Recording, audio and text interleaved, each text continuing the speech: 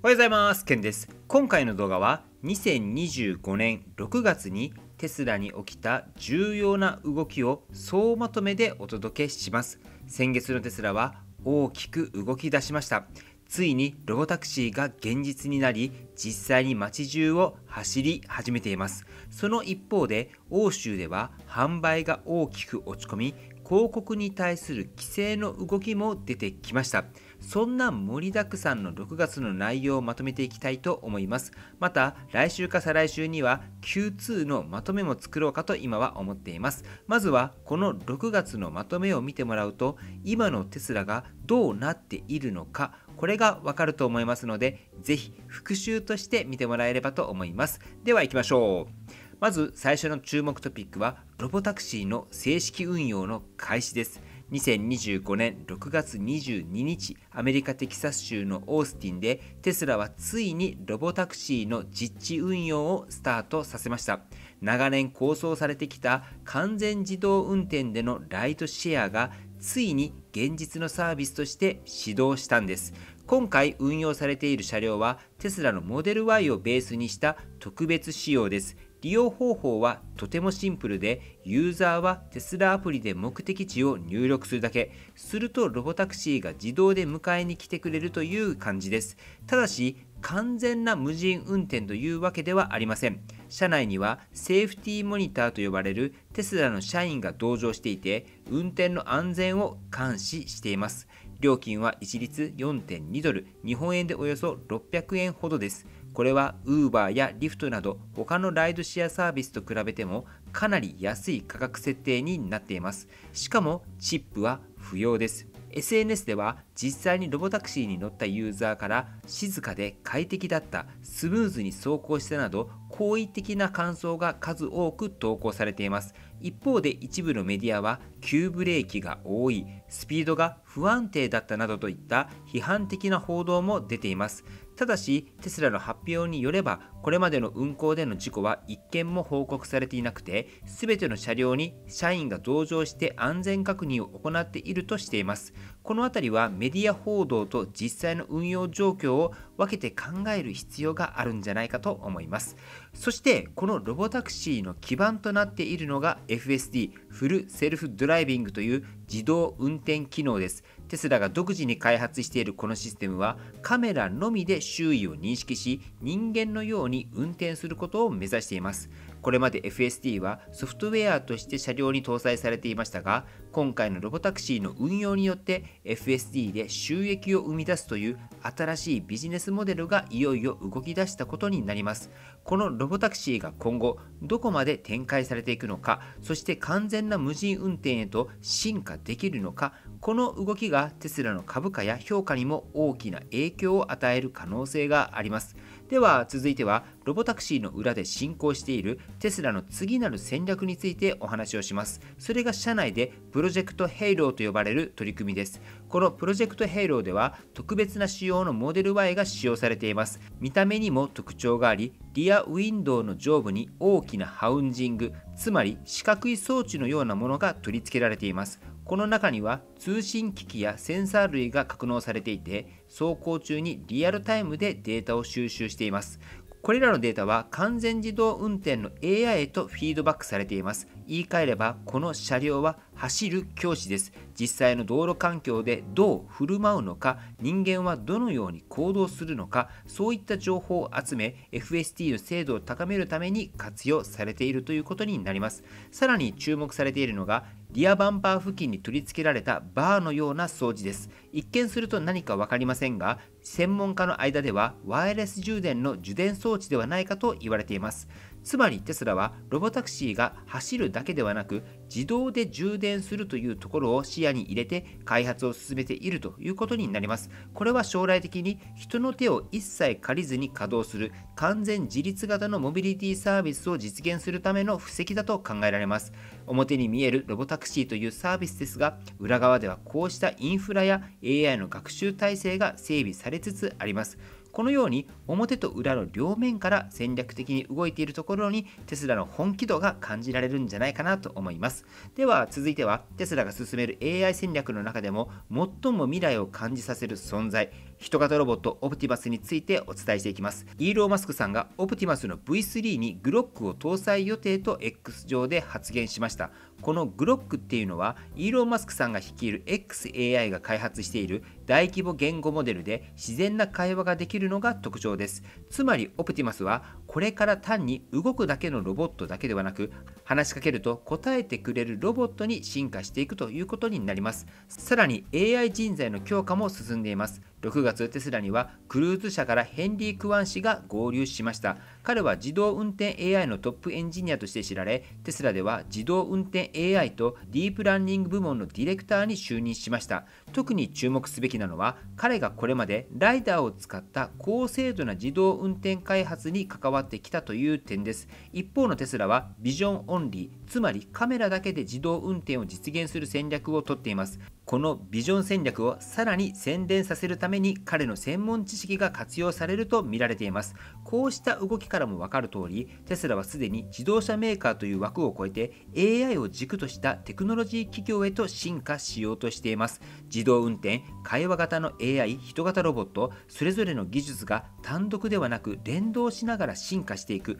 この統合された AI 戦略こそがテスラの最大の強みになりつつあります。はい、ではここまでロボタクシーや AI 戦略といった未来に向けた動きを見てきましたが、ではそれに対して株式市場はどう反応しているのか、次はテスラ株とアナリストの評価について見ていきたいと思います。まず6月下旬にテスラ株は一時350ドルを突破し、投資家の間で再び強い注目を集めました。その背景にあったのがロボタクシーの正式な運用開始と AI 関連の進展です。アメリカの証券会社のベンチマークはこうした動きを受けてテスラの目標株価を350ドルから475ドルへと引き上げました。その理由としてはロボタクシー事業の収益化の可能性やビジョンオンリーという独自戦略の優位性、そして財務面の健全性が挙げられます。ベンチマーク社は短期的な売上や納車台数ではなく中長期の成長ストーリーに期待しているという姿勢を明確にしています。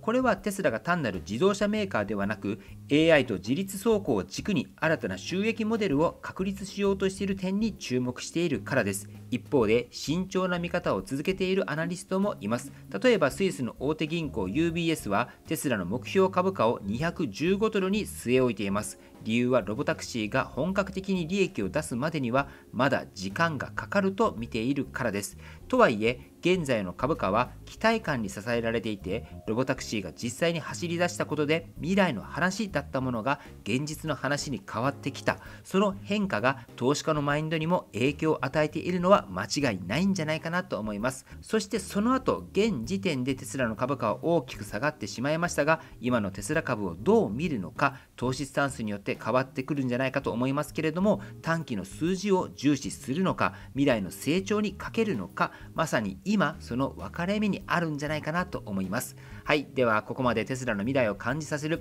ポジティブな動きを見てきましたが、一方でヨーロッパ市場では逆風が強まっているというのもまた事実です。まず EU 圏における2025年5月のテスラの販売台数は前年同月比でおよそ 40.5% 減少しました。これで5ヶ月連続の減少となり、市場シェアもわずか 1.2% にまで低下しています。その背景にはいくつかの要因があります。まず一つは中国 EV メーカーとの価格競争の激化です。BYD や SAIC などがコスト競争力を武器にシェアを拡大していて、価格面での優位性がテスラにとって脅威になっています。そしてもう一つは新型モデル Y の投入が遅れているということです。欧州市場では車種ラインナップの鮮度が重視される中、商品力の弱まりが販売減少につながっているという見方もあります。加えてイーロン・マスクさんの政治的発言や SNS での活動がブランドイメージに悪影響を与えているとの指摘もあります。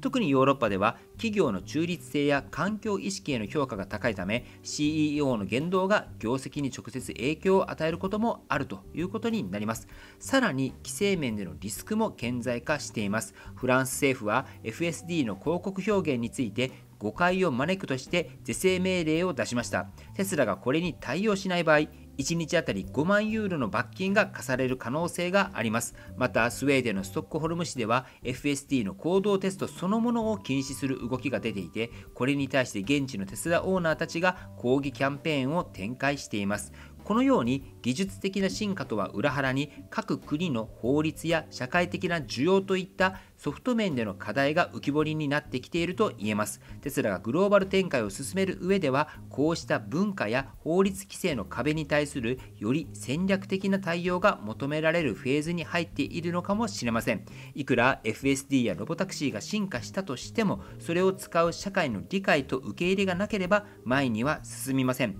まさに今テスラはその課題と向き合っていると言えるんじゃないかと思います。はい、ではここまで2025年6月のテスラの動きを振り返ってきました。先月はまさに未来が現実に変わった、そんな1ヶ月だったと感じます。ロボタクシーが実際に街を走り出し、ユーザーがアプリで呼び出して利用する。それはこれまでの構想や予告ではなく、ついに体験できるサービスとして動き出したという点で非常に大きな意味を持ちます。その裏でプロジェクトヘイローによる AI 学習の加速、ワイヤレス充電の兆し、そして人型ロボットオプティマスの進化と会話型 AI グロックの統合。テスラの AI 戦略は単なる自動車の延長線ではなく、テクノロジー企業としての存在感を一段と強めています。株式市場もロボタクシーをきっかけにテスラを再評価する動きがありました。一部アナリストは株価を大きく引き上げ、将来的な収益化に期待を寄せています。一方で納車台数の減少や利益の不透明さを懸念する声もあり、